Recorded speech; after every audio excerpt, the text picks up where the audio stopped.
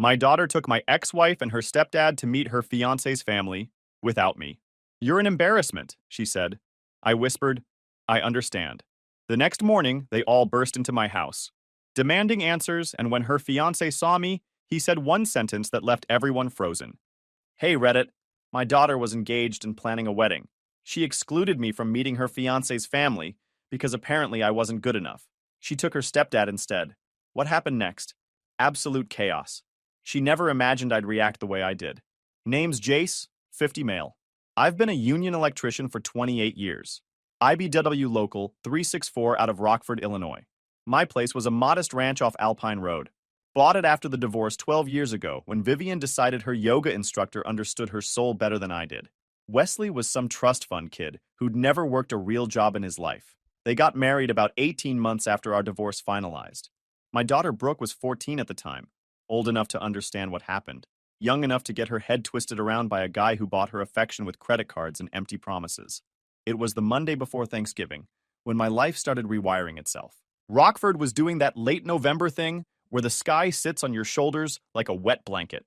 I'd finished a job on East State Street, rewiring an old storefront that smelled like mildew and the ghost of whatever failed business died there before. My hands still carried that familiar scent of copper and insulation tape when I pulled into my driveway. I walked through my front door and dropped my tool bag. The house was quiet, just me and the ticking of the clock.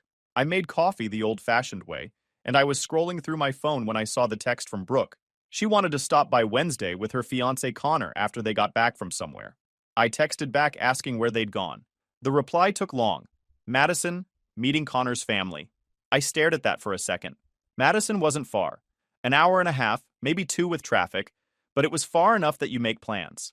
Pack a bag, coordinate schedules. I asked if I was coming along, because that's what you do when your daughter gets engaged. You show up, shake hands with her fiancé's family. Her reply came back too fast this time. Just Mom and Wesley are coming. Something cold slid through my chest. Not anger yet? I asked why. Connor's family is traditional. It's just easier this way? Easier? What do you mean? I mean, I don't want to be embarrassed. Can you not make it a big deal, please? Embarrassed. Right. I typed out 3 different responses and deleted all of them. Then I just sent back, got it. I sat at my kitchen table drinking coffee that was getting cold and tried to figure out when I became the inconvenient parent, the one you hide from polite company, the one whose existence needs to be explained away or simplified out of the narrative. My phone buzzed again. This time it was my brother Ricky. He worked at a body shop on the south side and had a sixth sense for when something was wrong. His text was simple. Yo, what's up, brother? Sup? You good? I told him I'd call him later. That night I didn't sleep much. Kept staring at the ceiling thinking about all the years I'd shown up. Every child support payment made on time. Every birthday. Every holiday pickup and drop-off. The car I co-signed when Brooke was 19 and needed reliable transportation. The semester abroad I helped fund when Vivian claimed she couldn't cover it. The emergency appendectomy when she was 16, and I sat in that hospital waiting room for 6 hours while Vivian and Wesley were conveniently unreachable at some spa retreat. 26 years of being her father, and I wasn't even worth a seat at the table. The betrayal arrived on Facebook the next morning at 7:15, right about the time I was pouring my first cup of coffee and wondering if it was too early to feel this old. I was scrolling through notifications when I saw it. The photo had been posted late the night before. Brooke in a dress coat with her hair done up, smiling like she just won the lottery. Vivian beside her, looking smug in that way she always did. And Wesley on the other side, arm around my daughter's shoulder, grinning like an a-hole. They were standing in front of some upscale restaurant in Madison. String lights, exposed brick, the kind of place that charges $40 for a steak. The caption punched me in the gut. Family dinner with my parents before the big meeting tomorrow. So grateful for my amazing dad and the love he's shown me. Dad. She called Wesley her dad. After I'd spent 26 years, 2.5 decades of being the one whose blood ran through her veins. And I was watching her publicly declare her stepfather as her dad while I sat alone in my kitchen like a ghost who hadn't figured out he was dead yet. My phone rang. Ricky. You see it? Your daughter, he asked without preamble. I told him yeah. That's messed up, Jace. That's genuinely messed up. I didn't disagree. Ricky was quiet for a second. Then he said something that stuck with me. You know what the worst part is? She posted that knowing you'd see it. That's not a mistake. He was right. Brooke wasn't stupid. She'd inherited her mother's talent for cruelty, wrapped in plausible deniability. She could always claim she didn't mean it that way, that I was being sensitive, that I was reading too much into things. I told Ricky I'd call him back and hung up. I texted Brooke one message only. Since Wesley is your dad now, let him act like it. You're cut off. Then I turned the phone off and went to bed. The next morning, I heard cars in my driveway. Cars. I looked out the window to see Brooke's luxury SUV parked behind Vivian's Mercedes. The whole crew had assembled. Brooke, Vivian, and Wesley himself, looking smug as ever in a cashmere coat. Nothing says family emergency like showing up in two luxury vehicles to confront your father about his feelings. They didn't knock. Brooke still had a key from when she used to stay with me on weekends. She walked in like she owned the place, the other two trailing behind her. Vivian scanned my kitchen with that look, mentally cataloging everything that wasn't up to her standards. Wesley positioned himself near the door. Vivian spoke first. She always did. Jace, we need to talk. I stayed seated at my kitchen table, coffee in hand, phone still showing Facebook. Do we? Brooke pushed forward. You saw the post. Before you make this into some huge thing. Some huge thing, I repeated. You called Wesley your dad. Publicly. To the entire internet. Wesley stepped up with that smile of his. Jace, I understand you're feeling hurt. I held up a hand. Let me stop you right there. You don't get to talk about this situation. Apparently, you're the preferred parent in my daughter's life. So congrats. Start acting like it. His smile faltered slightly. Vivian's eyes went sharp. This is exactly what I mean, Brooke said. This attitude. This is why I didn't want you there. What attitude? The one where I exist, where I have opinions, where I'm not just a walking checkbook you tap when you need something? Vivian's voice came ice cold. Nobody said that. You didn't have to say it. Actions speak, Vivian. You took your husband and my daughter to meet her fiancé's family and introduced Wesley as her father. So what did you tell them about me? That I'm a roommate? Some guy who funds your daughter's lifestyle and occasionally shows up at holidays? Silence. I looked at Brooke. What exactly did you tell Connor's parents about me? She didn't answer. Brooke. Her jaw tightened. The Hartleys don't do divorce mess, okay? They're traditional. Old money. Mom told them you were basically out of the picture. It was easier. There it was. Easier, I repeated. So you erased 26 years of me being your father because it was easier. It's not erasure. It's just presentation. It's a lie, Brooke. A lie you told to your future in-laws about who raised you. She rolled her eyes. Biologically, sure, but fatherhood is more than DNA. She crossed her arms and looked me dead in the eyes. You never acted like a real father, Jace. The words landed like a sledgehammer to the chest. I stood there for a long moment. Okay, I whispered. I got it. Brooke blinked, almost surprised I didn't fight back. Vivian exchanged a glance with Wesley. The room went quiet. Wesley cleared his throat. The Hartley family has certain expectations. Don't care. He stopped mid-sentence.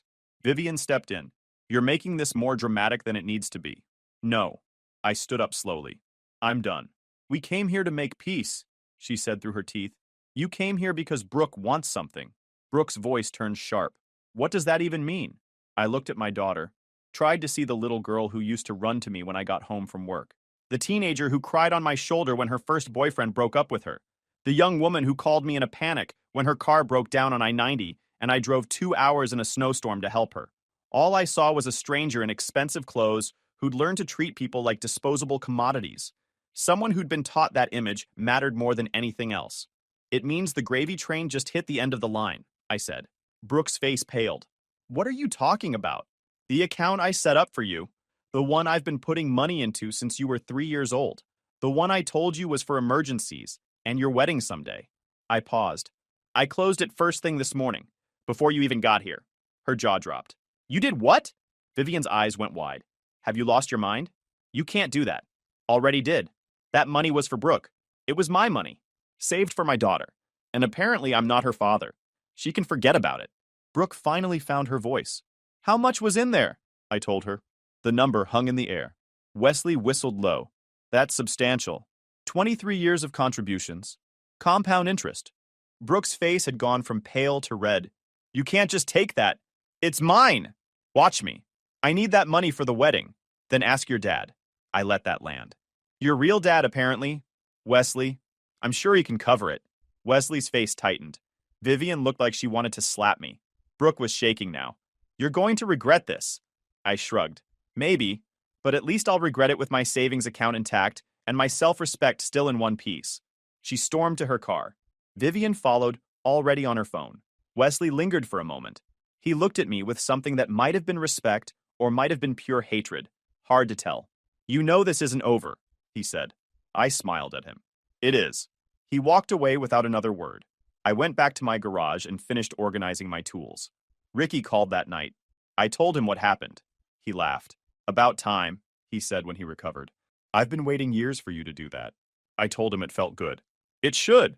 You've been letting them walk all over you since the divorce. Jace, you're not a mean guy, but you gotta stop being such an easy target. He was right.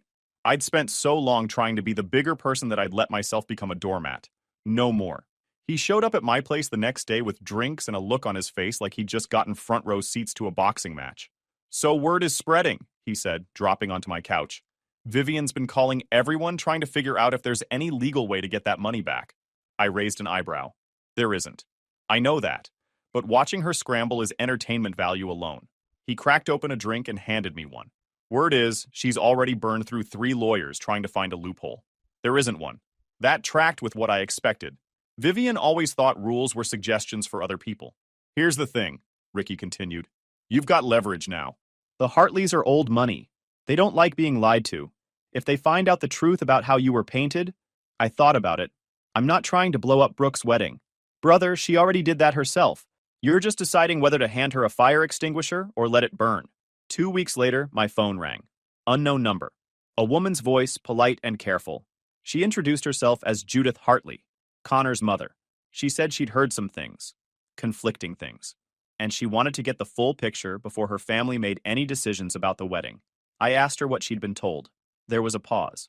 Then she said they'd been told I was largely absent during Brooke's childhood, that Wesley had been the stable presence, that the divorce had been due to my issues. I sat down on my couch. Mrs. Hartley, I've been working as an electrician for 28 years to provide for my daughter. Same job, same union. I've never missed a child support payment. I was at every custody exchange, every holiday I was legally entitled to, every school event I could get to. I have receipts for the car I co-signed, the tuition I helped pay, the medical bills I covered. Would you like copies? Silence on the other end. That's not what we were told, she finally said. I'm sure it wasn't. Another pause. Mr. Hollis, would you be willing to meet with us? My husband and I would like to hear your side of things. In person. I thought about it for a few seconds. When and where? We agreed to meet. Ricky showed up at my house the Sunday before the meeting with a legal pad. All right, he said, settling into the chair. Let's go through this. What do you actually have? I'd spent the week gathering paperwork. Not for revenge, at least not primarily. More for clarity. We spread everything across the kitchen table. Child support records going back to the divorce. Bank statements showing the education fund I'd contributed to. Medical receipts. The co-signing documents for Brooke's first car. Report cards with my signature alongside Vivian's. Photos from birthdays, holidays, school events. Ricky flipped through a stack of photos. You were at her high school graduation? 3rd row. Got there early to get a good seat. He held up a picture of Brooke in her cap and gown. Me standing next to her, both of us smiling. This is 2 years after Vivian remarried. You were still coming to everything? I never stopped. He set the photo down and shook his head. And they told the Hartleys you were absent? Man, I'm so freaking angry. It's all right. I've got the receipts. Ricky made a sound of disgust. Vivian always was good at rewriting history. Remember when she told everyone the divorce was because you worked too much? Conveniently left out the part where she was sleeping with Wesley. I didn't want to rehash old wounds. That's not what this is about. Maybe it should be. These people lied about you, Jace. They're still lying. And they're using those lies to cut you out of your own daughter's wedding. I looked at the piles of paper on my table. 26 years of evidence that I'd been there. That I'd tried. That I'd never stopped being a father, even when it would have been easier to walk away. The Hartleys seem like reasonable people, I said. Judith sounded genuinely confused on the phone, like what she'd been told didn't match what she was seeing. What do you mean? She said Connor mentioned me a few times. Said I seemed like a normal guy when they met briefly at some engagement party. But Brooke and Vivian's story painted me as some deadbeat who barely existed. The math didn't add up for her. Ricky nodded. So she's doing her own fact-checking. Looks like it. Smart woman. He pulled out his legal pad. Okay, what do you want out of this meeting? I thought about it. I didn't want to blow up Brooke's wedding. I wanted something simpler. I want them to know the truth. What they do with it is up to them. Ricky wrote something down. Fair enough, but you should also be ready for blowback. When Brooke finds out you talk to the Hartleys directly, she's going to lose it. Let her. He looked at me. You sure? This is your daughter. She stopped being my daughter when she called another man dad. I'm just the guy who donated the genetic material at this point. Ricky was quiet for a moment. Then he put down his pen. I've known you my whole life. You're not a vindictive person. I'm not being vindictive. I'm being honest. There's a difference. Ricky cracked open a drink. All right, let's prep your talking points. We spent the next 2 hours going through everything. By the time he left, I had a simple folder with the most relevant documents and a clear idea of what I wanted to say. The meeting was scheduled for Tuesday evening. The Hartleys had suggested a neutral location, a conference room at their church. Ricky offered to come as backup. I told him no. This was something I needed to do alone. Monday night, I got a call from Brooke. First time she'd contacted me since the driveway confrontation. Her voice was tight. I hear you've been talking to Connor's mother. I didn't ask how she knew. Didn't matter. She reached out to me, asked questions. I answered. What did you tell her? The truth. Silence. Then, you had no right. I had every right. You told them lies about me, Brooke. I corrected the record. This is going to ruin everything. No. The lies were going to ruin everything eventually. Her voice went cold. You're going to regret this. You keep saying that. Hasn't come true yet. She hung up without saying goodbye. I slept fine that night. Better than I had in weeks, actually. Fast forward to the meeting day. The church conference room smelled like lemon cleaner and old hymnals. Folding chairs arranged around a long table. Fluorescent lights buzzing overhead. A coffee urn in the corner that had probably been making the same mediocre coffee since the Carter administration. I got there 15 minutes early, set my folder on the table, and took a seat near the middle. Not at the head. This wasn't my show. Just somewhere I could be seen and heard clearly. The Hartleys arrived next. Judith was tall, silver-haired, with the kind of posture that suggested she'd spent her life in boardrooms. Her husband Henry was shorter, stockier, with calloused hands that told me he'd done real work at some point in his life. They shook my hand and sat across from me. Thank you for coming, Judith said. I know this is unconventional. I told her I appreciated the opportunity to set the record straight. Connor came in next, looking nervous. He nodded at me and sat next to his mother. Kid wasn't the enemy here. He'd just gotten fed bad information, and then the rest of them arrived. Brooke walked in first, her face arranged in that careful blankness she'd learned from her mother. Vivian followed, already projecting wounded dignity like a weapon. Wesley brought up the rear, cashmere coat replaced with a more understated blazer, playing humble for the audience. The three of them took seats on the opposite side of the table. Brooke positioned herself as far from me as possible. Henry cleared his throat. We're here to clarify some things before moving forward with wedding plans. Judith spoke with Mr. Hollis last week. What she learned didn't match what we'd been told. We want to give everyone a chance to explain. Vivian opened her mouth, but Henry held up a hand. We'll start with Mr. Hollis. I looked around the table, every eye on me.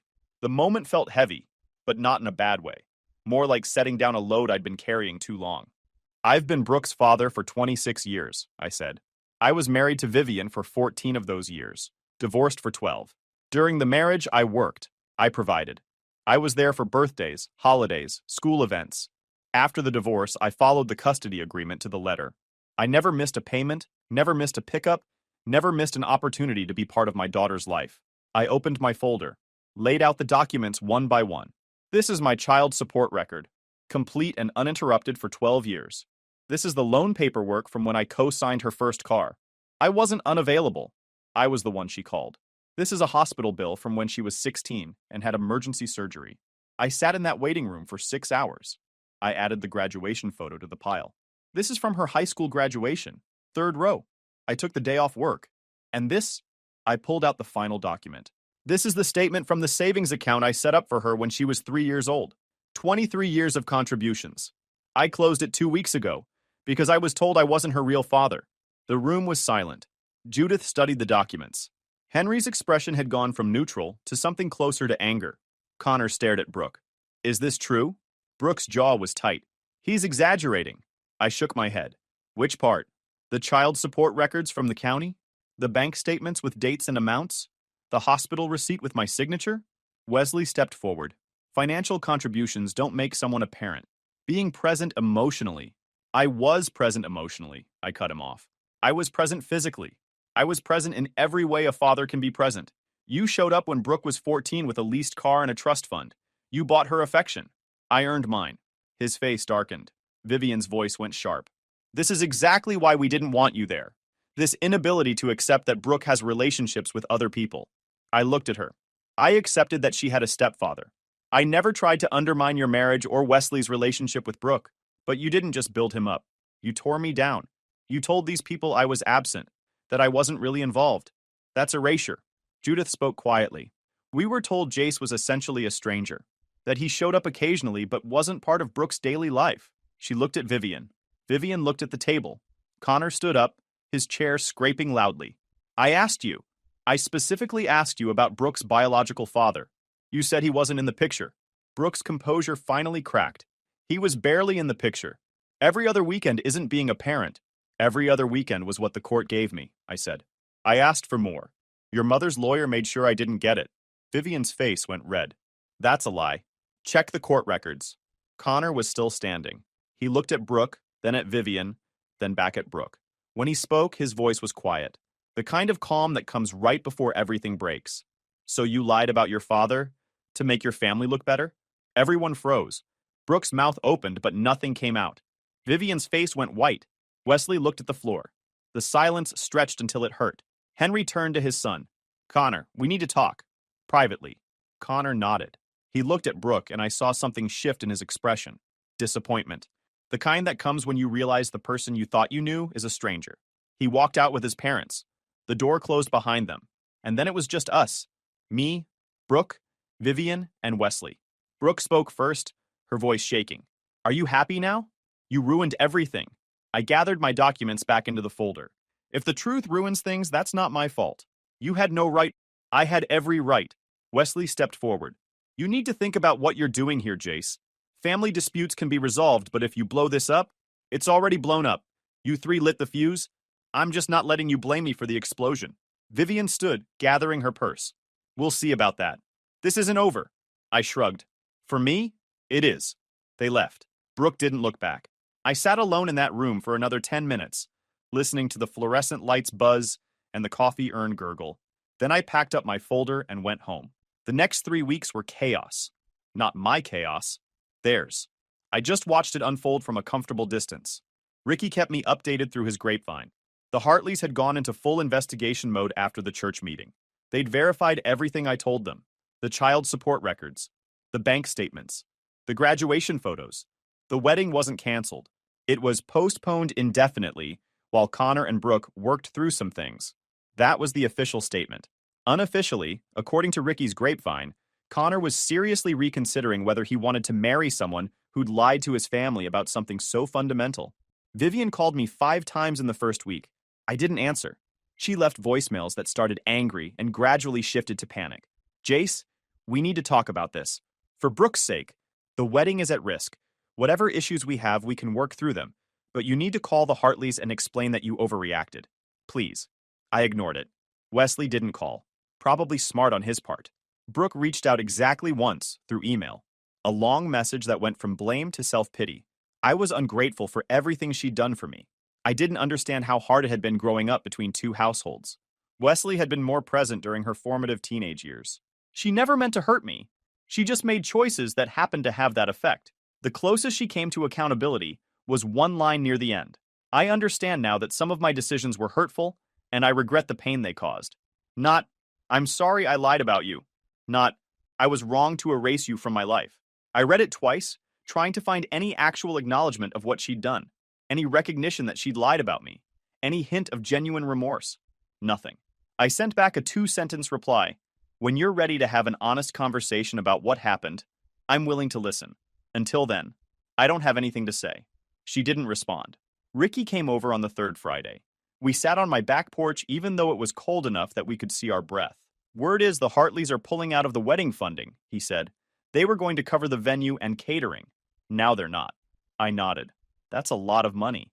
50 grand or so, apparently. Judith told someone at their church that she couldn't in good conscience fund a marriage that started with deception. Exact words. I let that sink in. The Hartleys weren't just stepping back. They were making a statement. Guess Wesley's trust fund is going to take a hit, I said. Ricky grinned. That's the thing. There's not as much in that trust fund as everyone thought. Vivian's been bleeding it dry for years. The house, the cars, the lifestyle, it's mostly smoke and mirrors at this point. I processed that. So Brooke's fancy wedding was being funded by the Hartleys, and now that money's gone. Yep, and the savings account you closed would have covered the gap. Without either one? He shook his head. They're scrambling. I took a long sip of my drink. Life comes at you fast. Brother, you ain't kidding. The following week, Vivian's sister reached out to me. Aunt Paula, a reasonable woman I'd always gotten along with during the marriage. She asked if we could meet for coffee. Said she wanted to understand what happened from my perspective. I agreed because Paula had never wronged me, and she seemed genuinely confused rather than accusatory. We met at a diner on the south side. She looked tired, like she'd been caught in the middle of something exhausting. I talked to Vivian, she said. I've also talked to the Hartleys. The stories don't match. I told her I wasn't surprised. I can't believe Vivian actually claimed you were absent. You've done everything a father could for his daughter. She paused. Jace, I've known my sister my whole life. She has a talent for making herself the victim in every story. But this? I didn't realize how far it had gone. I didn't gloat, just told her the facts. Paula listened. When I finished, she was quiet for a long moment. What happens now? That's up to them. I've said what I had to say. The truth is out there. If they want to rebuild something with me, they know where to find me. And if they don't? I shrugged. Then I keep living my life. I've spent too many years waiting for people to appreciate me. I'm done waiting. She reached across the table and squeezed my hand. For what it's worth, I'm sorry. I should have seen it sooner. I told her it wasn't her fault. And I meant it. 3 months later, I was in my garage replacing a starter on my truck when a car pulled into my driveway. I didn't recognize the vehicle, but I recognized the man who got out. Connor looked different than the last time I'd seen him. Less polished, more worn. I wiped my hands on a rag and met him at the edge of the garage. Mr. Hollis, got a few minutes? Yeah, sure. We sat on the tailgate of my truck, neither of us in a hurry to fill the silence. Early March cold still had some bite to it, but the sun was out and the wind wasn't too bad. Connor spoke first. The wedding's off. Pause. I nodded. I heard rumors. Yeah, word gets around. He stared at the ground. I kept trying to make it work. Kept telling myself everyone has complicated family stuff, right? Nobody's perfect. That's fair. But it wasn't just complicated. She lied. And when I started looking into it, really looking, it got worse. The stuff about you was just the beginning. I waited. The semester abroad she said her mom paid for? That was you. The car her dad supposedly bought her? You co-signed the loan? The medical emergency where Wesley saved the day? He wasn't even in the country. You were the one who was there.